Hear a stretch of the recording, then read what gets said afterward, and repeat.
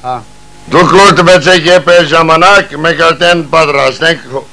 Այ այսպես է սկսվել հայկական հեռուստատեսությունում 1978 թվականին տեսագրված Վիլյամ Սարոյանի հարցազրույցը, որը վարել է Վահագն Դավթյանը։ Տեսագրության այս հատվածները երբեք չեն ցուցադրվել։ Հեռուստադիտողը չի իմացել նաև, որ տեսագրության սկզբում տաղավարում բավական ցուրտ է եղել։ Այդ պատճառով էլ վարպետը սկզբում գլխարկը չի հանել։ Բայց Սարոյանը չի դժգոհ, նա միայն հմայել է բոլորին։ Հարցազրույցը վարում էր մեր հրաշալի բանաստեղծներից մեկը Վահագն Դավթյանը, որը նույնպես կադրում, եթե տեսնեք,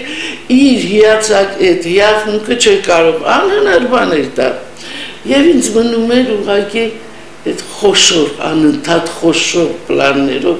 ցուցադրել Սարոյանին։ Հաղորդման ռեժիսորը հիշում է, որ հեռուստատեսության աշխատողները խմբվել էին 4-րդ տաղավարի մոտ, սակայն մինչ վարպետի դուրս գալը ներսի նկարահանողներն աշխատանքային պարտքը կատարելուց հետո արդեն շրջապատել էին Սարոյանին։ Մելիքյան Էդվարդ գրեք էլի։ Սպասել եք ջան, զաչեմ тебе։ Չէ, գրեմ, ինչ է։ Մելիքյան Էդվարդ։ Դու ինչ կնես ոս։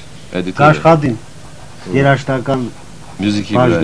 Բաբա։ Բամը պեր ինձի դուր քու մյուզիկեն։ Պատմում են, որ Սարոյանը երաժշտություն շատ է սիրել։ Հանրայինի կոլեկտիվի կազմակերպած մի միջոցառման ժամանակ աշխատողներից մեկը շվի է նվագում։ Երբ Սարոյանը իմանում է, որ շվին հովիվներն են նվագում ոչխարներին արածացնելիս, ասում է. «Երանի այդ ոչխարներում, որ ամեն օր շվի կլսեն»։ Ինքը մեծ փափագ ուներ այցելել նորից Հայաստան 80 թվականին, երբ որ արփա արփայի ջրերը կլցվեն Սևանի մեջ։